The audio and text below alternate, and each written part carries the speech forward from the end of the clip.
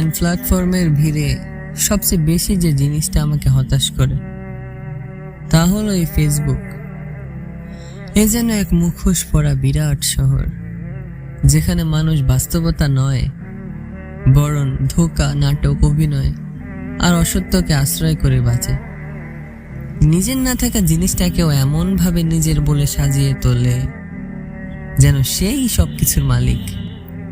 পরিচিত কারো দামি ফোন কিংবা বাইক বা দালান সবই নিজের নামে চালিয়ে দেওয়া, যেন এক ধরনের প্রতিযোগিতা। এখানে বোকা দর্শক আমরা, না জেনে শুনেই মুগ্ধ হয়ে পড়ি, বিশ্বাসও করে নেই সেই সাজানো বাস্তবতাকে।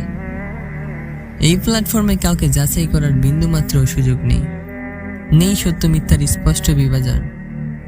সোশ্যাল মিডিয়া যেন মিথ্যে পরিচয় এক উজ্জ্বল মঞ্চ, যেখানে নিজের অস্তিত্বকে ঢেকে ফেলে এক আরামদায়ক অভিনয়।